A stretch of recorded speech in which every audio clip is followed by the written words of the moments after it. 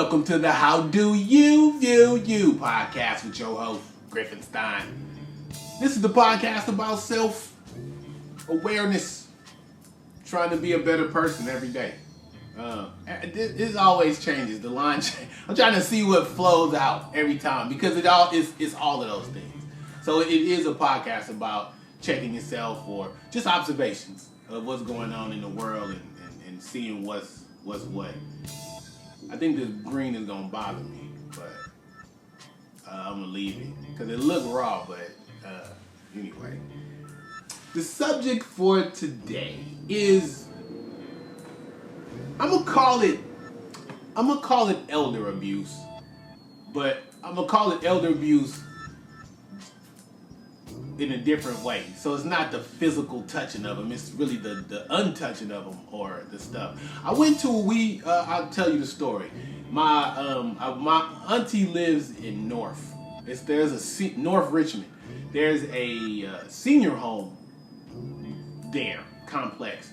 And so we had like a family function. We trying to do more family stuff. I recommend you do it also. A lot of the stuff that we have as problems as families is very fixable. People just got to get out their feelings and their pride, and it's mostly pride. That's why pride is a sin. It'll make you do dumb shit that you wasn't supposed to do, but you're doing it because you think that's the way it's supposed to be, or you feel that it's right. I know people that's missing people right now, but the people are still alive. They're still alive, but they miss them, and they live like right down the street. You know what I'm saying? This is so. I recommend it. I recommend it because when they gone, they gone. I don't know nothing about nothing else on the other side or nothing that, but I do know when they gone, they gone. And the people that cry the most is the people that done them the worst. They cry the hardest because they know they could have done better. It's always, it's never the right time. It's never the right time. But I will say, and not taking it lightly, but I'm okay with everybody. I said this before. I try to keep it okay with everything that I'm doing. So I'm happy with how I talked to my brother last. I'm happy with how I talked to I'm okay with it being the last time, is what I'm saying. Everybody know I love them. I might not love what they do, but they know I love them. Anyway, this is not where I want to go. Well, we talk about that. So, anyway, that's what the get back with your family. That was the point.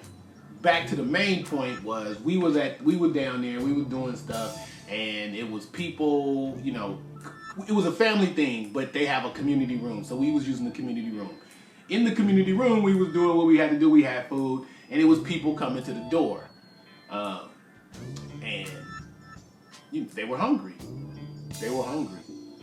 They were bored. They saw life in there, and I just saw people moving through. They were already dead. A lot of the people were moving through there. They were already dead. You could tell. I spoke to everybody I could. I even made some plates.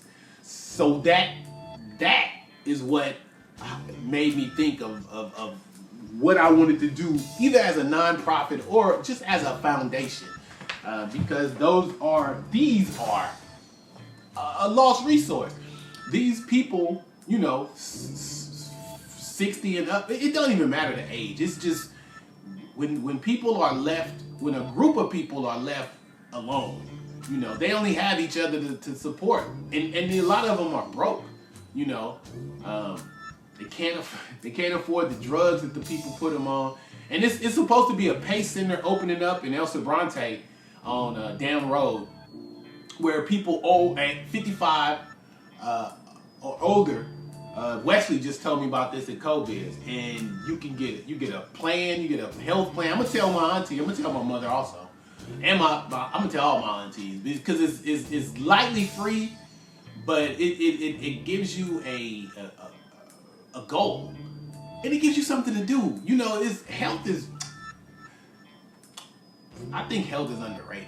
Like, these lazy people, you would hear a lazy person say, "Oh well, I ain't finna do that." You got to die from something.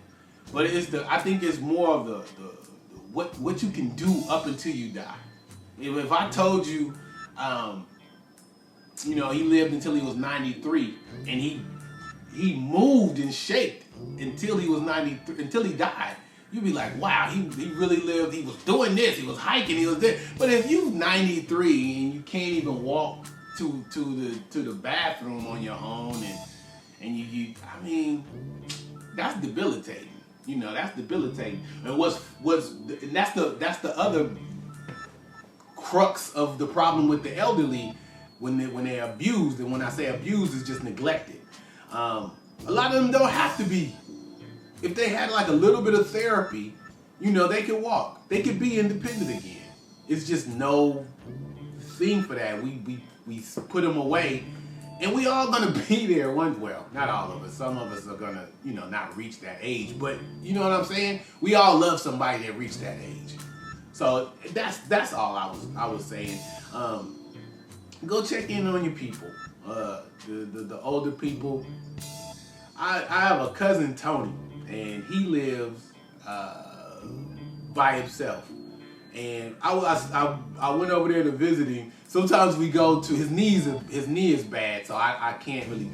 And I have this car where it's low, so he can't really get in. And he's tall. He's a tall man.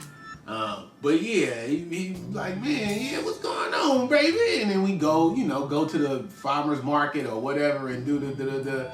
And I was helping him put the stuff away, and I just kept hearing babies up above him, just running and sliding and doing and carrying on. I said, wow. I said, that's loud. He said, man, that just helps me know I'm alive. He said, that I'm alive. If I can hear that, I'm alive. There's people around me. And I was like instantly sad. So, and that's just one thing. And I can only do so much. If he had a community, then that's different. A community center or something. So that's why when I think I mentioned it last episode where I was talking about the books and the art. These people have a skill. And when you ignore people for so long, they become ignored. They feel like ignored people. And ignored people talk loud. Ignored people they feel like they deserve your attention, and they're not getting it. So that's why some people who don't, like if you think somebody can't hear you, what do? You talk louder. And if you're frustrated, it sounds like you're mad. So some of these older people aren't mad at you. They just frustrated. Frustrated. That's all I can say. They're just frustrated. But that's what I'm gonna do. I think what I wanted to call the I don't know if I'm gonna do nonprofit. If y'all have any versus S Corp versus this, I'm gonna do my homework. But in fact, because this is gonna be on YouTube, just leave it down in the comments. I really want to know. I really want to know the S Corp versus the So it's gonna be called Over the Hill, but not under it. Old people over the hill, but not under it. And it sounds harsh, but let me tell you what was going on that day that I was there. My auntie was there, Aunt Judy, she was there, and this older dude walked in. She said with a straight face, she said, "Oh, you still with us?" I said, wow, I guess when you get a certain age, shit, all bets are off. And he answered, boom. He was like, "Yep, they can't get me out." So it was like a badge of honor every day for them to be alive. And they was, they weren't the same people that was living there. It was a husband and a wife, So when they showed up, they was part of our group. So they was happy, but they used each other for community, and I just wanted to help build that. And I might get in trouble, but I went there. I went there and talked to the activities person there and asked her if I could help in any way, and she said, yeah, we're having a Christmas party, and she said she would call me, and she didn't. But my auntie didn't either. So anyway, my idea for over the hill but not under it is, like little, I was gonna say sock hops, because they're older. Well, I don't think they that old, actually. I think when we was, anyway, dance parties, not Pilates, but if you remember on PBS, there used to be this lady doing yoga on a chair, and she would just do her little moves and whatever. We can do that. We can do those kind of things there.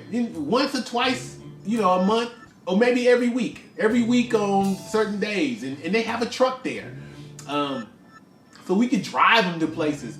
And I wanted to get grants to see if we can get that. I want to do a documentary where I ask them questions. There's a plethora, and a lot of them are from Richmond, or it's not even that, because I was going to ask questions about love and hate and beauty and just simple stuff. That's still art. That's still art. I would have to edit it and do stuff, but if those kind of things where you shoot that, they'll tell you a story. I see pictures now. When people start talking to me, I see pictures. That's why sometimes when I talk to people, I tell them, you know what, I don't see it. And it's not that I don't believe it's going to happen. It's just I don't see it. So when you're telling me something and I don't see it, that don't mean it's not going to happen. It's just I don't see it. I don't see me being a part of it. I don't see me being a part of it. But yeah, all of that, utilizing them, giving them something to get up for, gardens, competitions.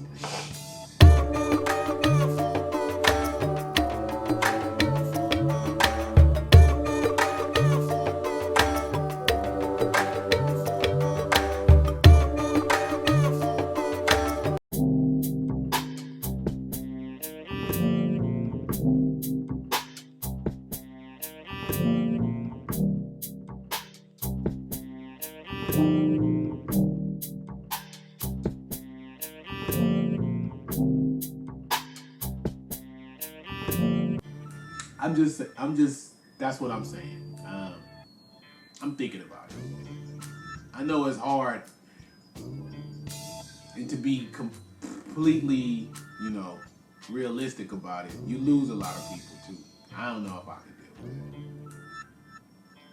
it. To do something, for a couple, weeks or years or whatever, and then you lose Miss Johnson, or you lose Mr. Hardy or something. It's just like, cause I can't deal with it. Cause my thing is, I don't want to be cold to it.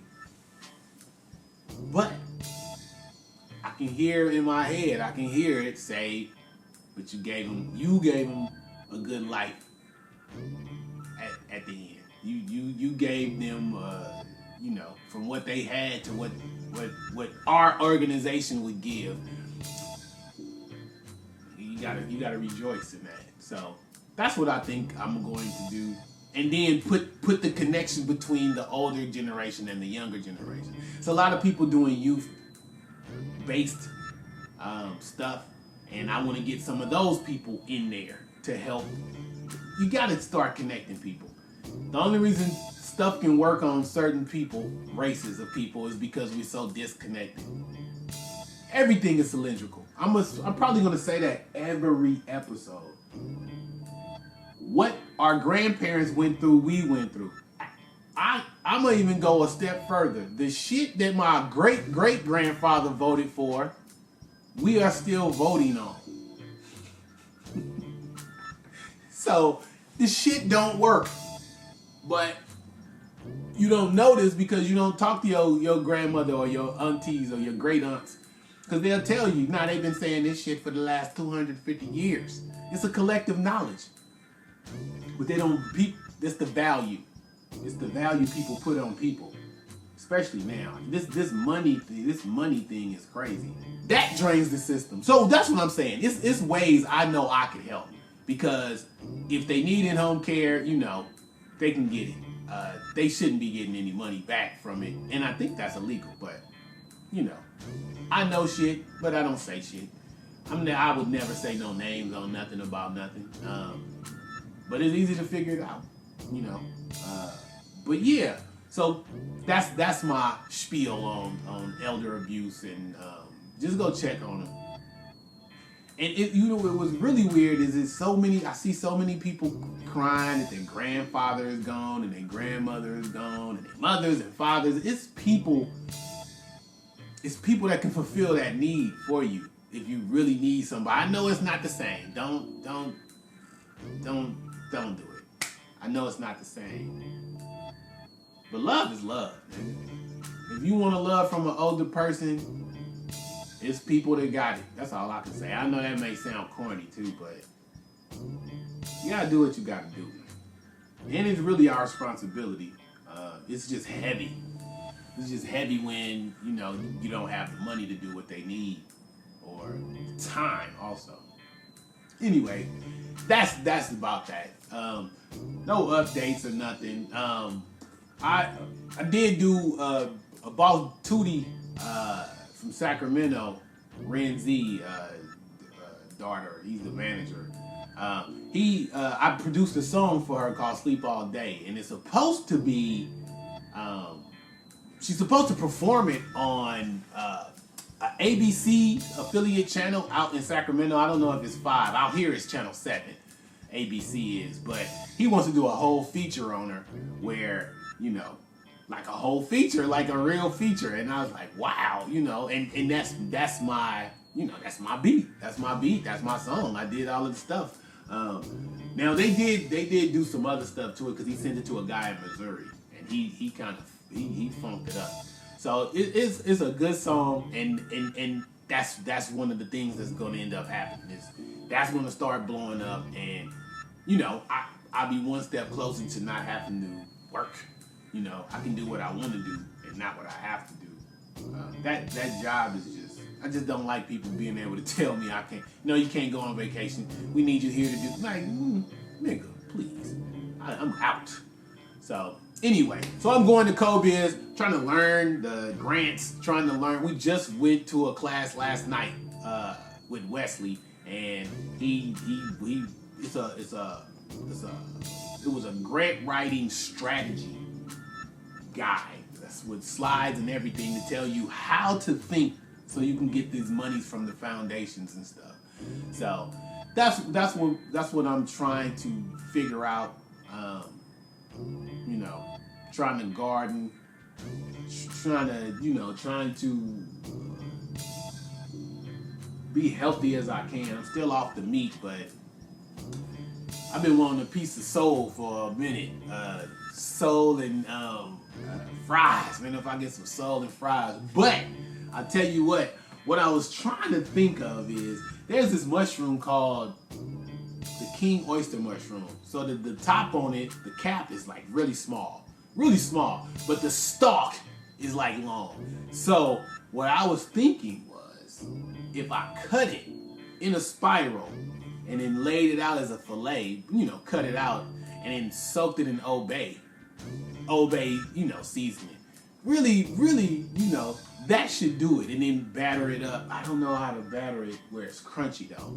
I used to just use, I don't even know how to cook anymore. I ain't cooked it so long, I've only been eating fruit. So when I do eat cooked food, it's like when I go out. So I want some fucking fried rice. But I want some specific fried rice, and I can't have what I want. Because nobody cooks it right. These fried rices, so I'll go up to a place, it's a Thai place, and they do fried rice. They put tomatoes and, I want that green onion. I want that green onion flavor in there. So I don't know I could tell them to add it, but they just add it on the top. And I really want that old, the rice where it's dry and theirs is kind of wet. And I didn't know if that was Thai or that's just the way they did it. But anyway, the getting off of the meat is a step-by-step thing. You just like maybe just don't eat it on, or only eat it on Fridays, or only eat it when you need to. Building up a menu though is rough. It is. Because like I say, I only been eating fruit. And and the fruit ain't good right now. The shit at the stores is already old when it get to us. So I gotta pick through it, which means even the ones I picked through has probably been picked through. So yeah, but you know, it's better than nothing. And I don't have to eat out of garbage cans. I don't have to, you know, do other stuff. So I'm still blessed about, you know, how I live, and I'm not tripping on that. It's just shit could be better. Shit could be better. What is this? This is February. Yeah, I don't have much. I was told not to speak on stuff as much, but I'll speak on whatever the fuck I want to speak. You know, because it's more of a thing of I can tell you exactly what I'm doing, but you don't. If I tell you, I'll tell you. This is how I equate it. We could have a cooking competition right now. Everybody get the same teaspoons of oregano. Everybody get the same amount, or they don't. Maybe they get all of they want, but we all get the same ingredients, and we make the same spaghetti or the same taco. This shit's gonna taste similar, but it's not gonna taste the same, and somebody's gonna be different. I think it's the love and the genuineness of it. I can taste when somebody's food ain't got no motherfucking love in it. I can taste it. I can hear it or feel it when somebody's conversation ain't got no love in it or caring. I shouldn't speak of love like that. People, again, I think in last episode I was talking about how people don't. People have different terms for what they go through. So love, you know, I shouldn't speak of love like that because people don't understand what that means. When I say love, I just mean a little bit of caring. Because love, because love is an action. I think that's why I speak it that way. So when I say it doesn't have any love in it, I think they didn't put anything into it. I know people that cook and they just cook it. It's cooked legally. You're not gonna get sick, but you ain't gonna want no more of it. I mean, it's sustenance. By it's sustenance. God damn it, but yeah, it's anyway, that's what I say when I mean conversations don't have any love in it, genuineness. I was at the farmer's market one day, and this lady said something, said something to me, older lady. Actually, now that I think about it, I have a lot of those kind of things. I do have a lot of those. Anyway, she was asking me something about how I ate something that I bought. It was a weird ass. It was a persimmon or something, and I had never eaten it. I never ate it before, so I just didn't. I said, I don't know. I just see a lot of people eating them. Filipinos. I see a lot of Filipinos eating them, and I wanted to taste one. And she said, that's a real ass answer. And you know how she didn't have any bags, so I thought, okay, she crazy. But I listened to what she was saying, and what she said was, she meant that I thought about what I was going to say, and I said it. I didn't just fire off, So I guess I was thoughtful. I was in, again, people, and then she told me, she said, "You a real ass person. You like real, like you. I feel what you saying when you say it, and like you mean it." And I was like, I said, "Everybody," and I stopped. She's like, "Yeah." I said, "Yeah, they don't." And she said, "Well, thank you for the conversation." And she went on talking to the vendor. She was at the strawberry booth. I went to go get arrows. I went to go get arrows. I actually got those as a birthday gift. Arrows and my bow restrung. And then we was looking at this thing, and then the dude came up and he was like, "Yeah, he said, man, I had a Bear is a good bow company. I guess it's a guy that used to win competitions and used to kill bears with bows. So they call it the Bear Bow Company." He said, "Yeah, I had a bear, and I let one of my best friends use it. I let one of my friends use it, and he never returned it." And I turned and looked at him, and I said, "Well, that's not your friend."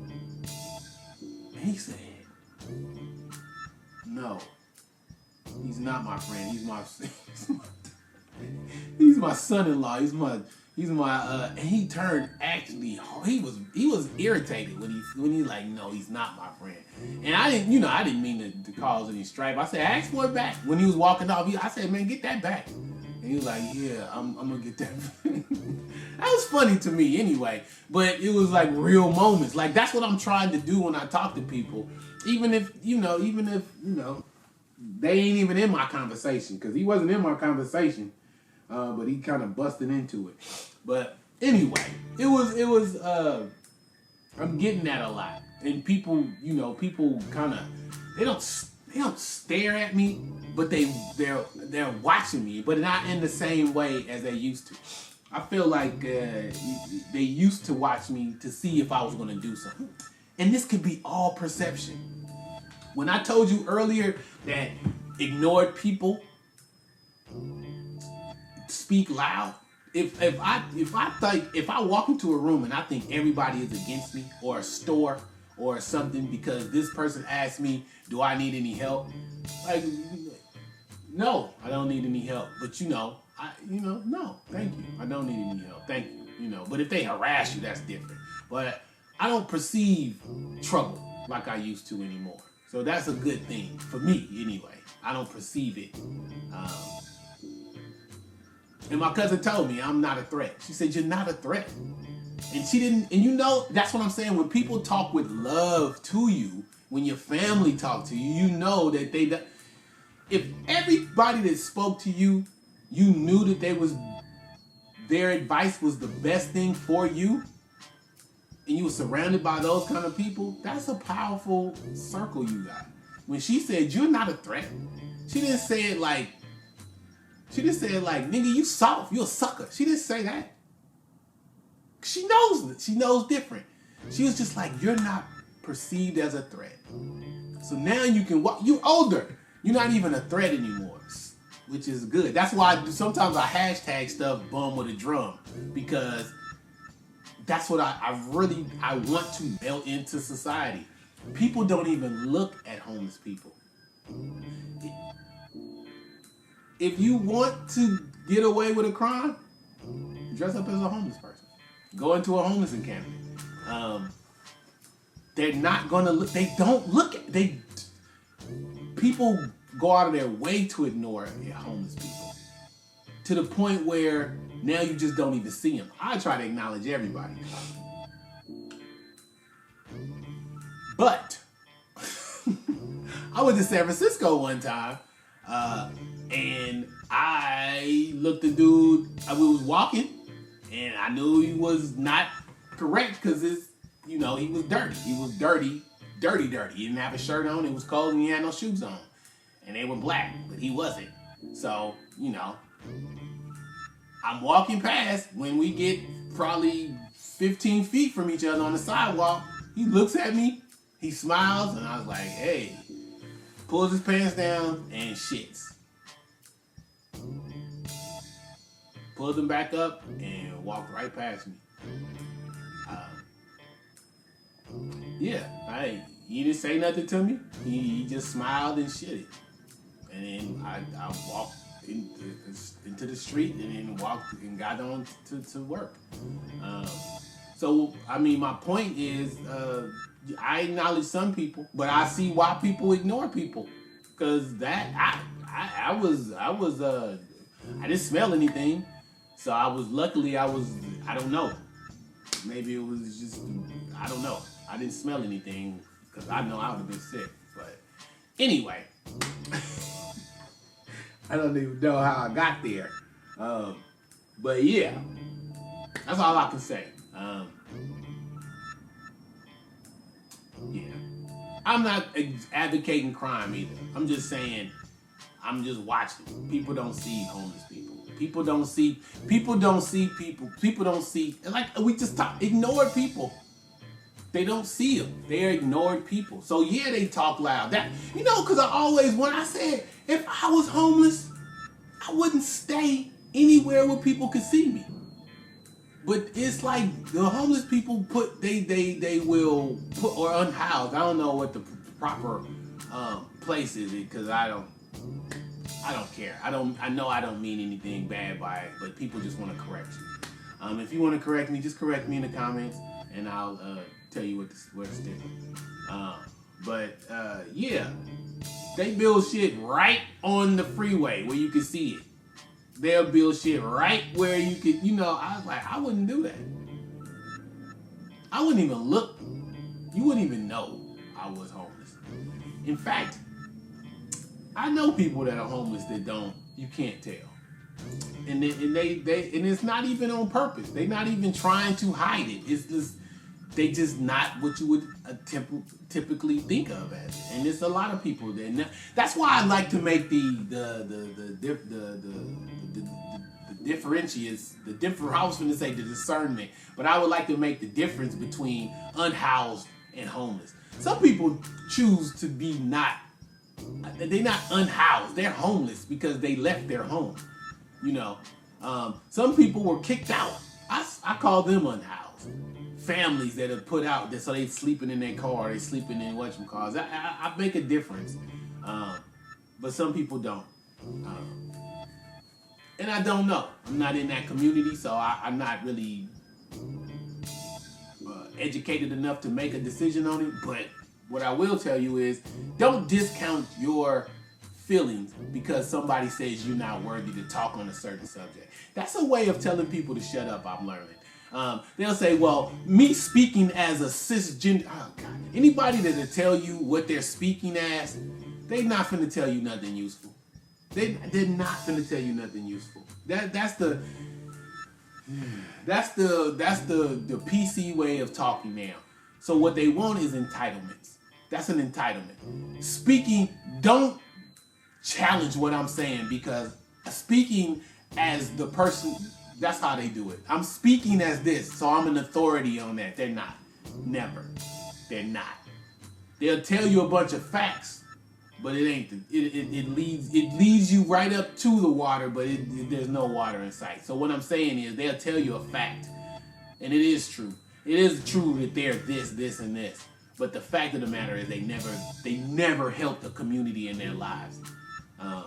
And I'm learning that a lot of these people that's doing nonprofits and other stuff, they're lining their pockets.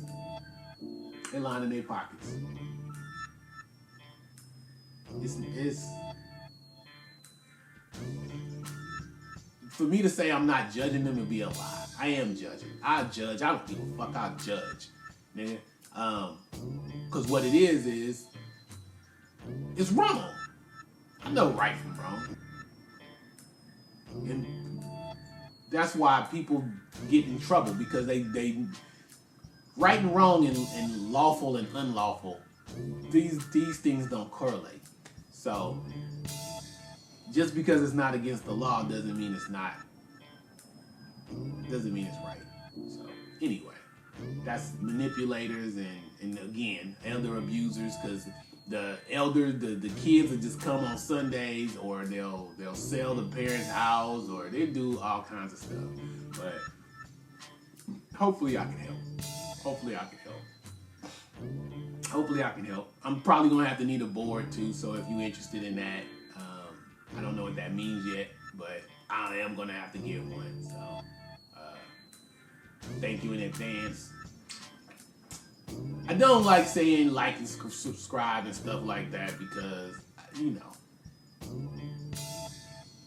I don't care, because I don't care. I'm here talking so that really I do this and I talk about stuff, and then I go edit it on my computer over there, and then I listen to myself, and then it affirms some of the things that I feel about myself, and it shows me some of the. It's not very often that a person gets to edit themselves, on film. So you can learn your own mannerisms and decide if you don't like them, if you don't, because I don't like saying all the time. I really tried not to say it on this episode, so sometimes I pause, and that's the good thing about editing. I can take it out. So, but replacing so with is not the thing either. But we all works in progress. So anyway, this has been your episode of How Do You View You. I appreciate you, and be safe. Hug an old person. You should hug yourself and learn to love what it is that makes you you. Otherwise, you're gonna be miserable. Peace.